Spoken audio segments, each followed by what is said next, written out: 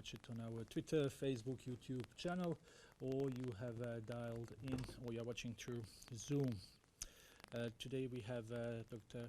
Tedros, our Director General, we have Dr. Maria Van Kerkhove, and we have Paul Molinaro, who is our Chief for Operation Support and Logistics. We also have Dr. Mike Ryan on the phone, who will be able to answer some questions. Before I give the floor to Dr. Tedros, just two small announcements. WHO has activated its business continuity plan, and this is in order to adhere to good health, public health guidance, as well as to deliver on its mandate. From today, all staff is performing their functions through teleworking arrangements. Only staff whose critical functions can only be performed on the site will have access to this campus. Therefore, there will be no media presence on WHO campus as of today.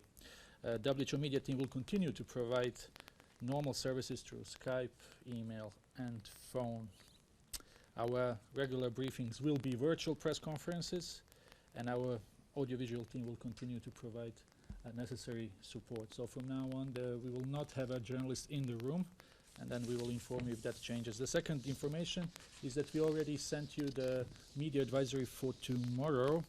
WHO European office will convene a meeting, online meeting tomorrow, 17th March, about COVID-19 representatives from the health ministries of the 53 member states of WHO European region.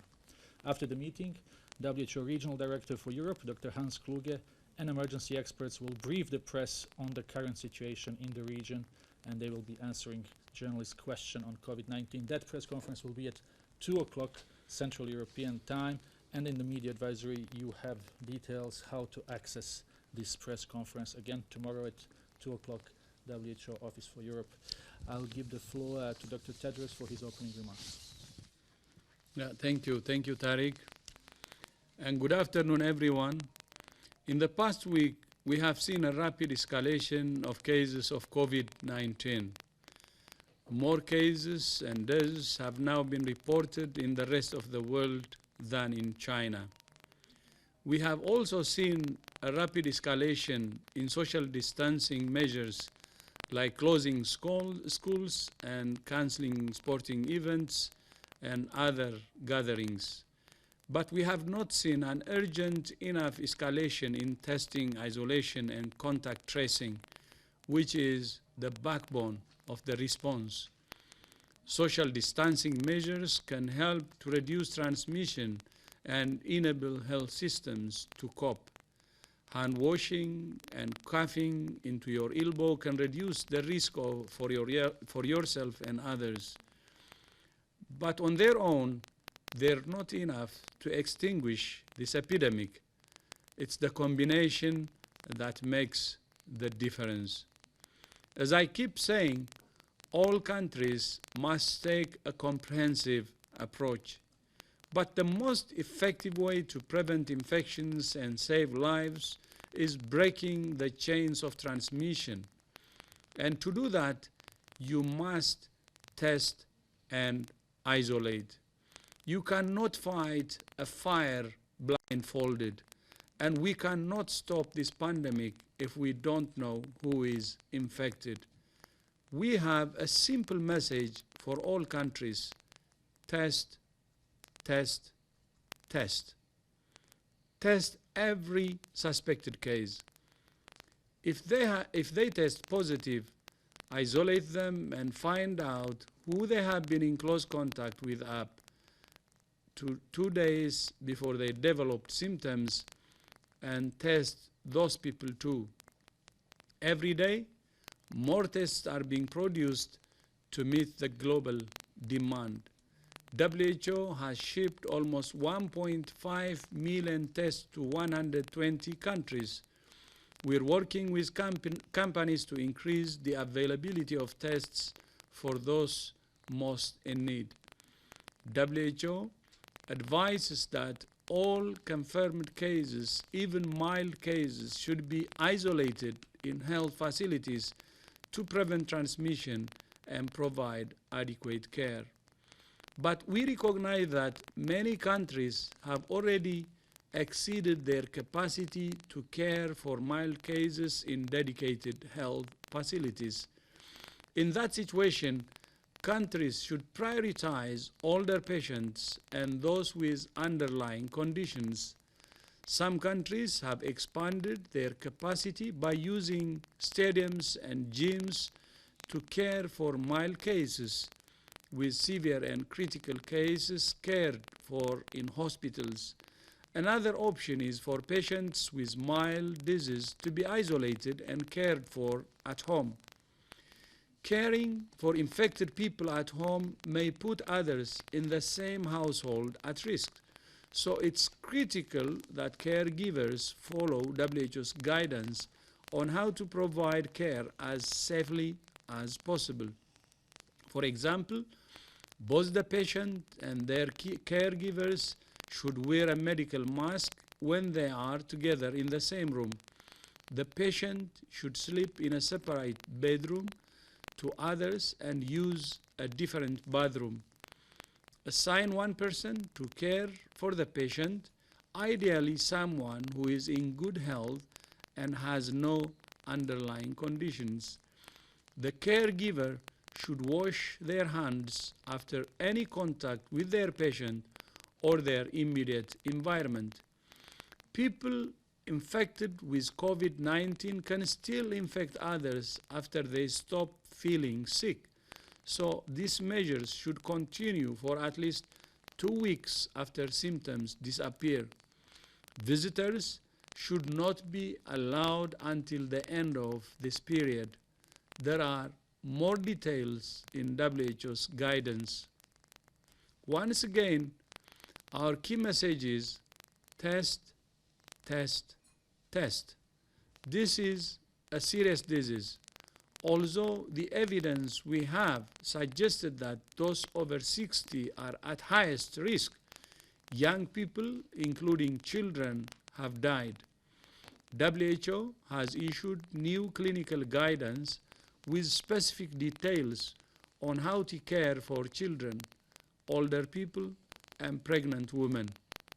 So far, we have seen epidemics in countries with advanced health systems, but even they have struggled to cope.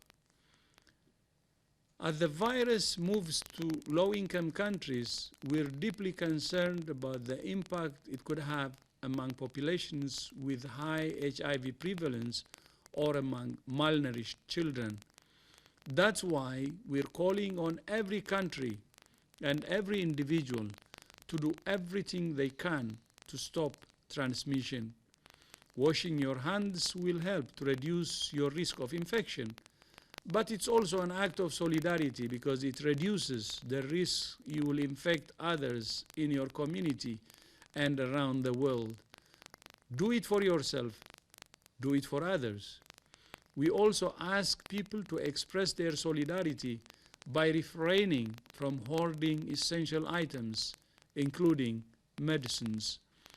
Hoarding can create shortages of medicines and other essential products, which can exacerbate suffering.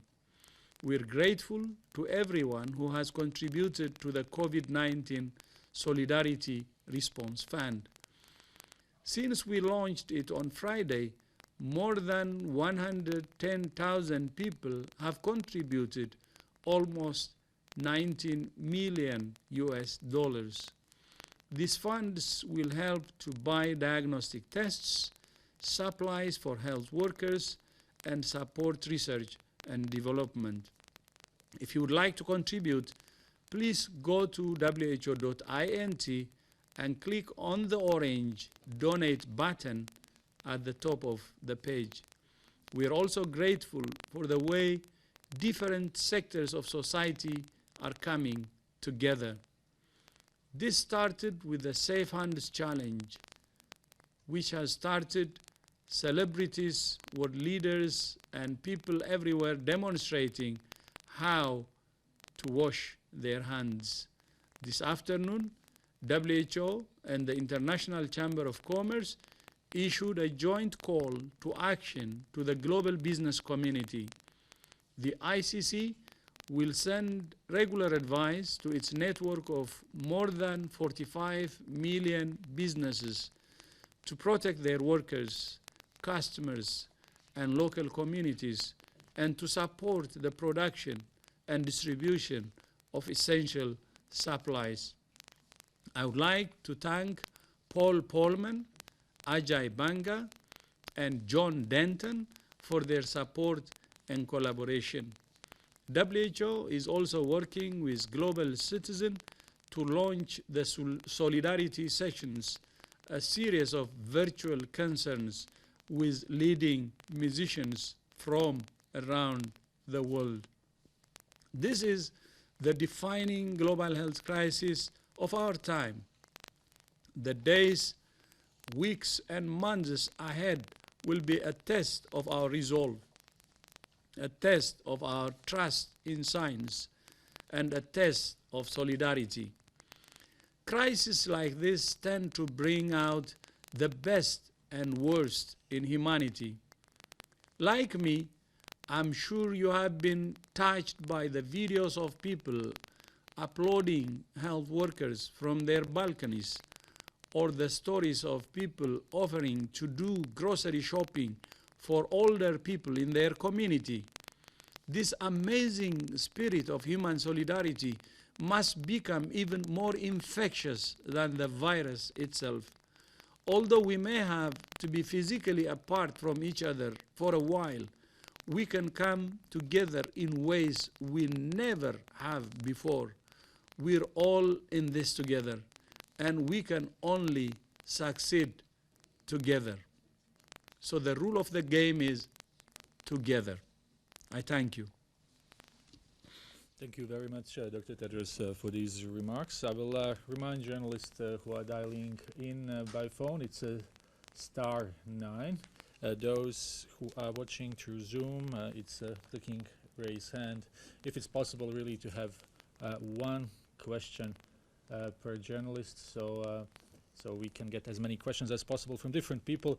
And we will start with Jamil Chade from Brazil. Jamil, can you hear us? Yes, perfectly. Thank you, Tarek. Hello, Mr. Tedros. My question is about Brazil and about the fact that President Bolsonaro yesterday on the weekend not only helped to call a mass protest in several cities of the country, but also took part himself in one of them. How do you see this as helping or not fighting the virus? And what is your suggestions on protests, street protests, in this case specifically that we are? Thank you very much, sir.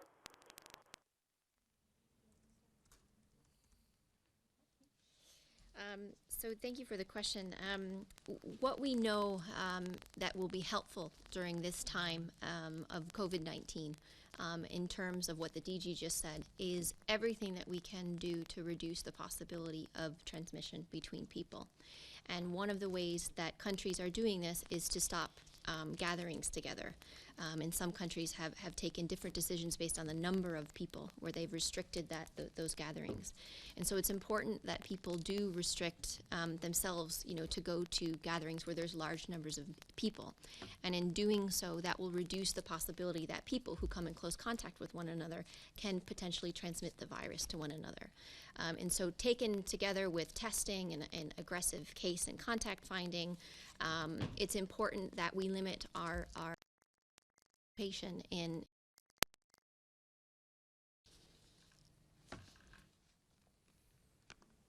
Thank you very much. Just to remind that Dr. Mike Ryan is on phone. Dr. Ryan, if at any time you would like to add something, just unmute your phone and start talking. This time, so we will go for next question, Gabriela.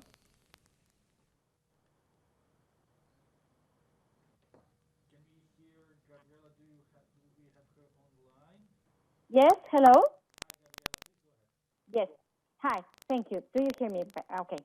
So I'm Gabriela Sotomayor, Mexico Proceso. My question is regarding Mexico. There are 53 cases and 170 suspected cases right now. But looking at the fatality rate with older people and people with diabetes, for example, in Mexico there are 12 million of people over 60 years old and around 8 million with diabetes. So with this scenario, what measures should Mexico be taking at the moment? Thank you very much. So I can start with this, and perhaps Dr. Tedros and Mike would like to supplement. The measures that we would advise for Mexico are the same measures that we would advise for all countries. And what we are aiming to do in our advice is reducing transmission for individuals, reducing transmission for young, healthy people, but also reducing the possibility that we are potentially infecting vulnerable populations. We have adequate data now from a number of countries which have shown that people of older age, people above the age of 60, of 70, of 80 years old, are at a higher risk of death. We've seen evidence from multiple countries that people with underlying conditions, such as diabetes that you just mentioned, such as cardiovascular disease, such as underlying chronic respiratory disease, are at a higher risk of death. And by reducing the possibility of transmission of yourself, you're reducing the possibility to reach transmission to vulnerable populations. So the measures that we recommend are the same. These are fundamental public health measures.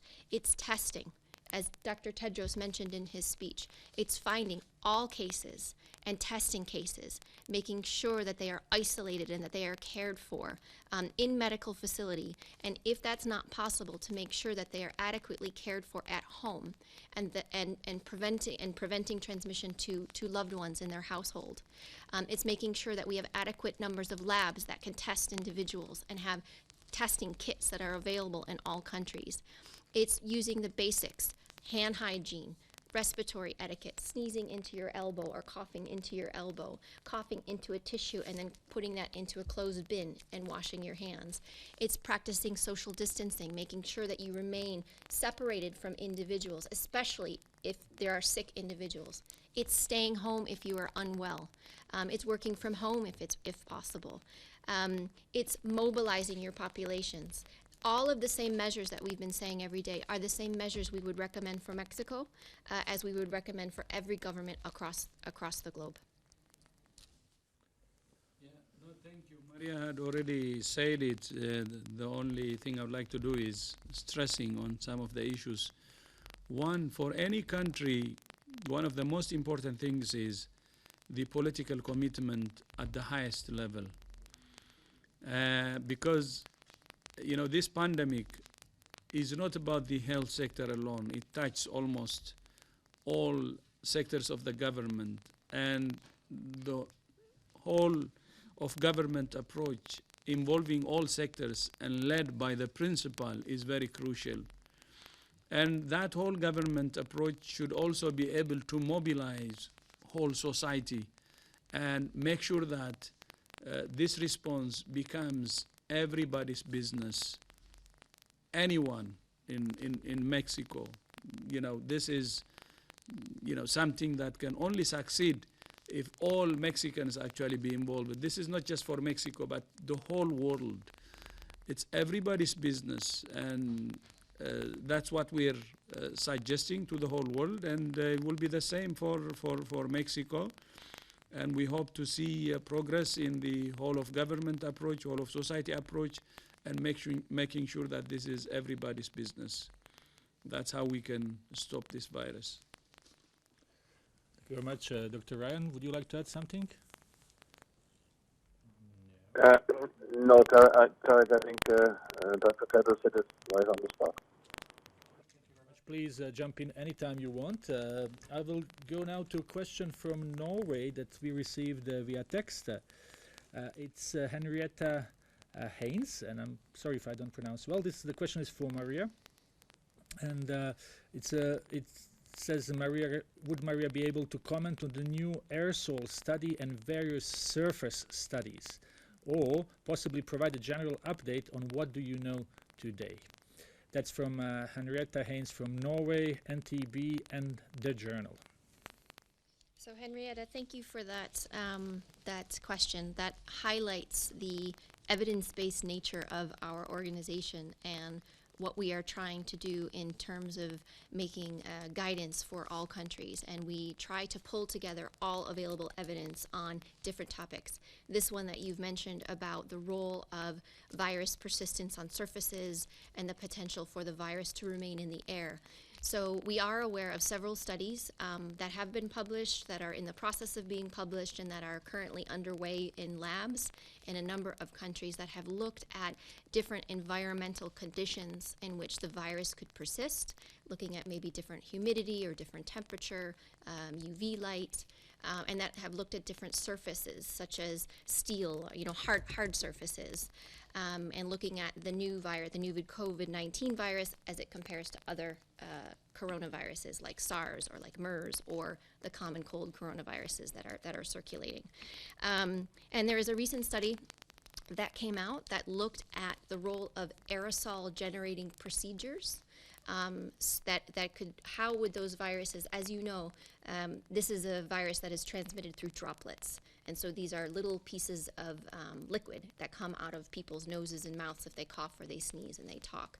And what we know about droplet transmission is that when they come out of an infected person, an individual, is they go a certain distance, but then they settle. And so that's why we have the distance of the 1 to 2 meters apart from individuals. But when you do an aerosol generating procedure, like in a medical care facility, you have the possibility to what we call aerosolize these particles, which means they can stay in the air a little bit longer. And in that situation, in healthcare facilities, it's very important that healthcare workers take additional precautions when they're working on patients and doing those procedures. But for the everyday person, it's the talking and the sneezing and the coughing, which is why we want the respiratory etiquette. So I think I'm speaking too long, but these studies are looking at how long these viruses can persist in the air. And the one study that came out looked at the aerosol generating procedure and said that when you do those, that these particles can stay in the air longer than they would if you were just normally talking to someone. So we use this information to make sure that our guidance is appropriate. And so far, from the available studies that we have seen, we are confident that the guidance that we have is appropriate, which is so people who are in the communities, they don't wear a medical mask unless they themselves are sick, because this prevents them from infecting someone else. But in healthcare facilities, we make sure that healthcare workers use standard droplet precautions, with the exception if they have they're doing an aerosol generating procedure, and then we recommend airborne precautions. Thank you very much. I think this is very important to provide to our journalists information what we know. Let's go to the next question. Adrian from Romania. Adrian, can you hear us? Yes, hello. From Protein, Romania. Authorities in China and South Korea have decided to isolate the areas affected by coronavirus and have managed to reduce the number of infections. But the European Union supports keeping the borders open. What is the best solution recommended by the World Health Organization? So we recommend that all cases and all contacts are followed. So if with the aggressive case finding and testing of cases, we will know where the virus is. It is important for countries to know where the virus is circulating within their countries and who is infected and who is not infected. By finding all cases and isolating them, providing adequate care for them, by following all of their contacts and testing those contacts to ensure that we find any possibility of onward human-to-human transmission. By doing so, you can effectively stop transmission between people. In addition to that, rapid testing, immediate isolation of individuals so that you're taking them away from other individuals that they can infect. This is the most effective way that we can limit human-to-human transmission. In addition, as what the DG said, is high levels of political support, making sure that there's an all-of-government approach. It's not just the health sector. It's involving all different sectors of the government to repurpose themselves to fight this virus. It's ensuring that every single person in the country, in China, in Korea, in every single country knows what their role is. How can I protect myself? How can I protect my family? What role do I have to play in actually preventing onward transmission? And some of this does involve self-isolation. Some of this does involve making some sacrifices that you don't participate in social engagement. And we've said this before, this is going to be difficult for a while, but this will be temporary. And it's important that we all play a role in this. Yeah, no, thank you. I have spoken to many ministers from Europe especially, and of course other regions. And one of the areas we have discussed is about testing. And our recommendation from WHO was very, very clear that all countries should be able to test all suspected cases. They cannot fight these pandemics blindfolded. They should know where the cases are and everything about the cases, and that's how they can take decisions. Actually, if they know the cases, then they move into following up with contacts and also isolating the cases, and the contacts would be positive. And not only that, specific to taking care of the specific cases or the positive cases or the contacts, but that can help them also on how they can design their strategy to fight the pandemics. So that was my message to many of the ministers I have spoken to invest in testing, and that was my speech also today.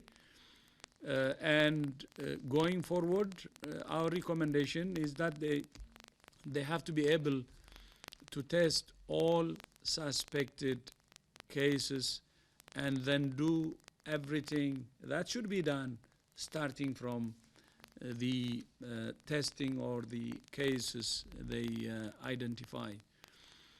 And in addition to that, we have also discussed about the containment strategy.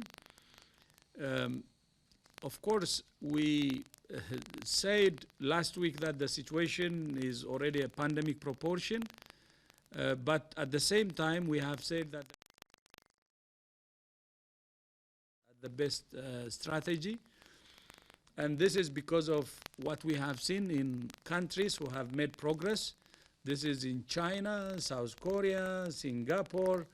It's the containment strategy that's showing a result, and which we hope can also help other countries to make progress. So we advise countries to stick to testing, and from there, of course, all the steps that they need to do. And we advise countries to stick to containment strategy, because we believe that this epidemics, this pandemics, or this virus is controllable.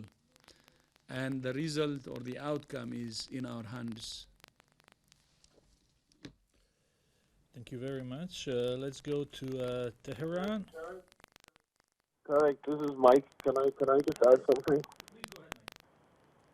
Yeah, no, just and obviously Dr. Tedros has spoken to those high-level contacts and the importance of them. We've consistently said that travel measures, particularly draconian travel measures, are only part of a comprehensive strategy. And countries who rely on travel measures as a way of blocking the virus are just not going to succeed. Rational measures based on risk assessment that restrict travel, particularly for sick individuals or exit screening, and various measures that can reduce the spread of disease are appropriate in the context of a comprehensive strategy. Many countries have implemented lockdowns and other measures. These are an attempt to try and slow down the spread of the virus. But within the zones that are locked down, that has no impact. And we go back to the same public health measures of trying to suppress infection within a zone. So what can deal with infection within a given zone, and then what can slow down infection spreading between zones, are different types of measures. But relying purely on static travel measures as a means of protecting populations is not enough. It may be useful in certain circumstances, it may have an impact, but it will not have any impact without the implementation of comprehensive approaches.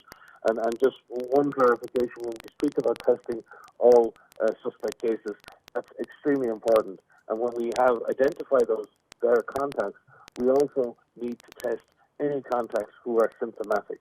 Just to be clear, that we're not advising that every contact of every case can or should be tested. We really need to focus on ensuring that when we identify cases that we exhaustively follow the contacts, and if any contacts are showing any symptoms of disease, they should be immediately tested as well. Thank you. Thank you very much, Dr. Ryan. Dr. Ryan is in Ireland calling us from there. Let's go to Tehran. Tehran Times, International Daily. Mariam, can you hear us? Yeah, can you hear me? Yeah, my question, actually I have two questions. Some believe that the number of new cases and deaths reported every day by countries are not real, as some countries might be underreporting intentionally, or some might not test all the patients, especially those with mild symptoms. So is it possible that the number of cases is much higher, therefore the death rate is lower? And I would also like to know if WHO has assessed effectiveness of traditional medicine on treating or relieving the symptoms of COVID-19. Mariam, we agree that we will have one question per person. There are lots of questions. I have to apologize right now to journalists that not everyone will be able to ask the question. Maybe Maria, you want to start? Yes, and then maybe Dr. Tedros and Mike will want to supplement. Yes, there's no doubt that we are missing cases. I think we need to be realistic about this. The reason that we are so aggressive in our statements about finding all cases and testing cases is because we need to know where this virus is. But it is possible that we are missing cases that are on the more mild end of the spectrum. That's normal in an outbreak. It's normal for a respiratory disease, especially because certainly in the beginning of outbreaks, you're focusing on people who seek care. And so that's where people will show up, and they have a higher likelihood of actually being tested for COVID-19 or for any emerging pathogen. So it is certainly possible, and it's highly likely that we're missing cases. What's important is that there are measures, there are processes in place that countries can take to find those cases. And it's important that we don't give up. And we move to a measure to say we're just going to let this happen and we're going to see, hope for the best. Absolutely, we need to be finding all of these cases so that we can effectively isolate them and thus reduce the chances of onward transmission. But ways in which countries are trying to improve that ability to test is increasing their lab capacity. So not only making sure that they have additional kits and tests in their countries, but making sure that they're increasing the number of labs that can test in individual countries, whether it's at the national level or the subnational level or the use of private labs. It's making sure that we have more testing capacity in addition to testing kits. The other question was it relates to traditional medicine. Indeed, there are a number of clinical trials that are currently underway. In fact, it's more than 200 clinical trials, and maybe even more than 300 at the last count. And some of those clinical trials are indeed looking at traditional medicine as it will relieve, if it can relieve symptoms of COVID-19 infection. Thank you very much. We will go to our next question, and please let's stick to one. Andy Kopsa, can you hear us? Andy was trying to place his question for some time now. Andy, please go ahead. Yes, hi, can you hear me? Yes, please go ahead. Okay, great, thank you. My question is actually about contact tracing, and it's about I'm going back to mid-February, and the Westerdam cruise ship that docked and disembarked people in Cambodia. There's conflicting reports here in the U.S. for people that were returning from that ship that there was an actual false positive, and that all of those ship passengers were tested. Can anybody confirm this? We're not getting any answers about whether or not that one person that tested positive was in fact a false positive. Thank you.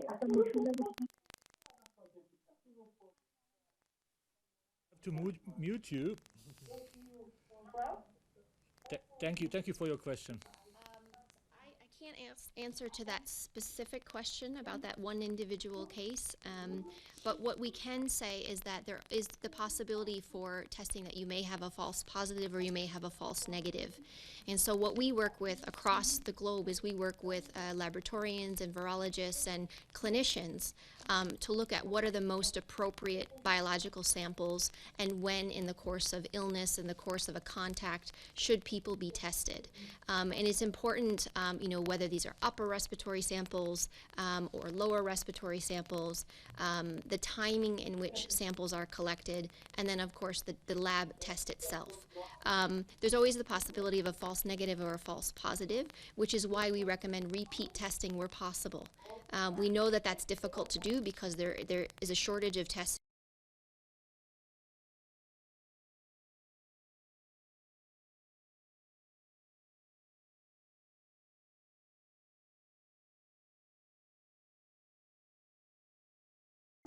Really apologies, we have an issue here.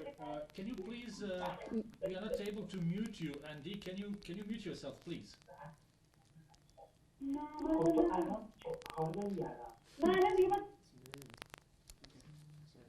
Okay. Sorry, I think we're okay now. Just to say that if you have a strong suspicion amongst a contact who has an epidemiologic link, which means they've had direct contact with a confirmed case, that you do a repeat sample. And so that you have increase your chances of truly detecting if that person is a case or not. Thank you very much. Can we go to Xinhua right now? Who do we have from Xinhua Agency? Hi, it's Liu from Xinhua. Can you hear me? Yes, please go ahead. Yeah, the question is the Trump administration has announced a plan to cut deep its global health funds in its 2021 budget proposal.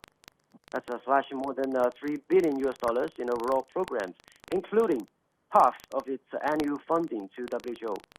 So how does the WHO think that would help combat the COVID-19? And could you also please give us an idea of how the U.S. has contributed to the global response to COVID-19 so far?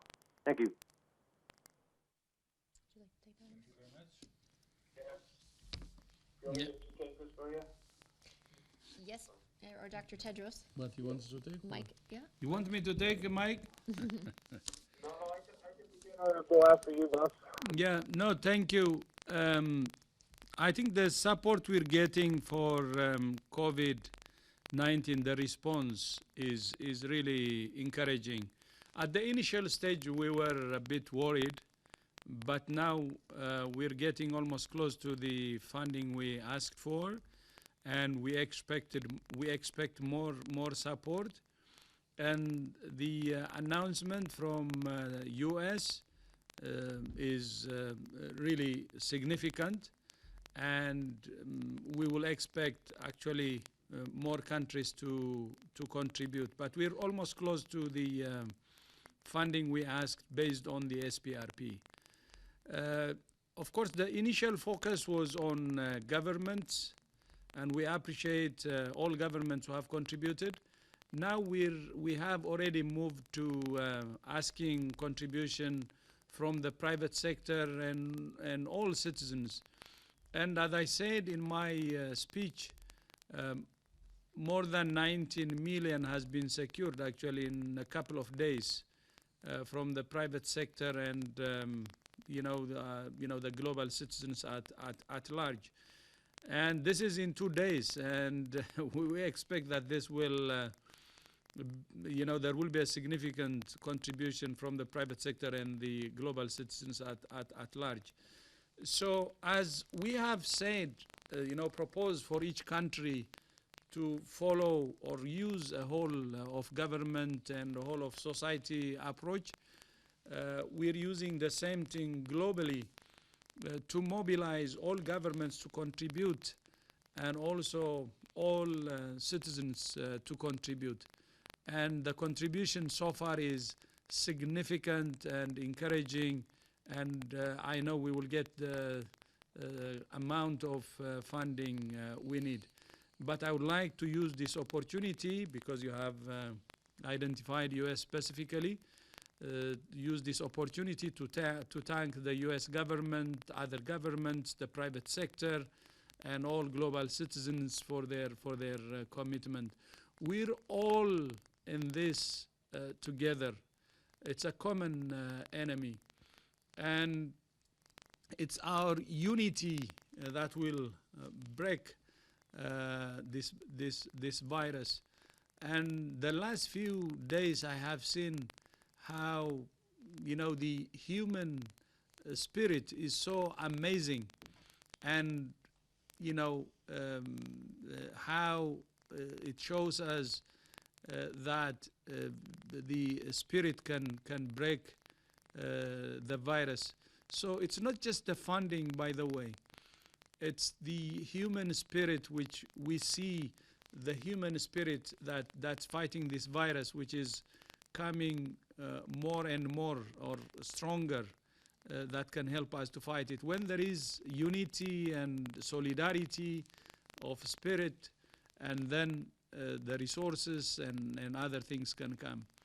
So I'm really encouraged, especially the last 1 week or so, with the solid level of solidarity that I see. Yeah. Please, Eric. Yes, please go ahead, Mike. I just want to add, because you know, the U.S. Public Health Service is one of the finest in the world, and not only has served the U.S. well, but over the last 50 years has helped to train and develop public health systems all over the world, field epidemiology training programs, laboratory networks, and others. The National Institutes of Health, an amazing platform for primary research, for clinical trials, and others. The FDA has been hugely helpful to WHO over the years in regulatory aspects of developing new medicines. And we thank them, all of those institutions, Tony Fauci, Bob Redfield, and all of our colleagues at HHS for their technical and operational support to us and to the world over many, many years, and including in this response. Clearly, we all need to invest more in global public health, in national public health. We're paying a price for underinvestment now, but we need, as the DG said, to come together. Now is not the time to look at that. Now is the time to work together. But we are going to, in future, have to look at how we are investing in public health systems around the world and whether we're actually investing enough. Thank you. Additional contribution from the U.S. is their scientists and their clinicians who are communicating with us regularly, you know, on the front lines with us in terms of our gathering of information and evidence and sharing of experiences. So we have American scientists and clinicians and public health professionals who are involved in every single one of our technical networks. And so we're very grateful for them, as well as clinicians and public health professionals and scientists from all over the world who are sharing their experiences with us as we learn more about this virus and as that evidence is fed back into our response. Thank you very much. We are receiving really huge volume of questions, so we'll try to go a little bit to those technical one maybe, because I think this is important. Lara Pinheiro is asking, do we know anything more about children and COVID-19? This is a good question. We have a lot of questions about children. What we know from the evidence to date is that children are susceptible to infection, and that children can be infected with this virus. They seem to be infected in terms of symptomatic infection, in terms of detection through reporting systems at a lower rate than adults, and which is different to what we would see with influenza. And from the evidence that we are seeing, we're not seeing transmission in settings like schools, where we would worry about amplification of transmission. In many countries, schools have closed, and so that is an important thing to take into consideration. We do know that children tend to have more mild infection, have more mild disease, but we have seen children die from this infection. So we can't say universally that it's mild in children. So it is important that we protect children as a vulnerable population. What we don't know right now, and because we don't have serologic tests yet and we don't have the results of these population-based serosurveys, is we don't know the extent of a subclinical or asymptomatic infection in children. And so we're waiting for the results of those, which will help us really understand what role children are playing in this. So just to summarize, we know that children can be infected. We know that they tend to have mild disease, but they can die from this infection. So it's important that we protect them.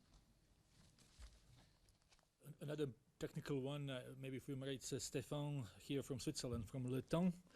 He's asking, what do you think about possibility of short-lived immunity and the risk of having a massive wave of COVID-19 next fall? Is also a good one. You know, these are the same questions we're asking, so these are the right questions. There are some initial studies that are looking at an immune response in individuals. We've seen some studies that have come out that have looked at an immune response in non-human primates. The data is very early. And what we're looking for is whether or not we see a robust response in people and for how long that will last. We're still 11, 12 weeks into this outbreak, and we do have some serologic assays that have been developed in a number of countries. And so we don't have a full answer to this yet, but it is something that is very important to see what level of response individuals have in terms of an antibody response, whether this will provide protection and for how long. Let's try to get someone online. Our friend Antonio from EFE. Antonio, can you hear us? Yes, Tariq, can you hear me? So Spain has declared a lockdown to prevent the spread of coronavirus, but today we are still seeing images of overcrowded public transport in cities like Madrid. So do you think societies have to take more seriously the threat of COVID-19? How can we really convince the population to stay at home? Yeah. To convince the public, first of all, I would like to commend the very courageous and bold action that the Spanish government has taken. I had a chance to speak to Prime Minister Pedro Sanchez, and his commitment, I believe, is really, really strong to fight this virus. But the political commitment at the highest level alone will not be enough. There should be the cooperation of all citizens of Spain. It's the cooperation from all citizens that will make the response actually complete. And I said it many times, this should be everybody's business. Each and every individual should do everything to protect himself or herself and to protect others, and should listen to the advice of the national authorities. So my advice is that this virus will not be stopped without the cooperation of the government, the whole society, and the citizens. This is everybody's business, and I repeat, this is everybody's response and responsibility, and that's how we can stop this virus. And I encourage everybody in Spain to follow the advice of the authorities. Muchas gracias. And my name is Pedrito, my other name. Thank you. Thank you very much. I will just ask Paul now to give us a little bit an update on where we are with the supply chain and PPEs, as we have been getting some questions, although we didn't get it right now, but a couple of emails came earlier this morning. Yeah, thank you. As people are aware, we have been facing for several weeks now extreme shortages in the provision of and availability of personal protective equipment for clinical workers and healthcare staff. Also with the demand for greater testing, greater availability of testing, this also puts under pressure the market to supply these tests.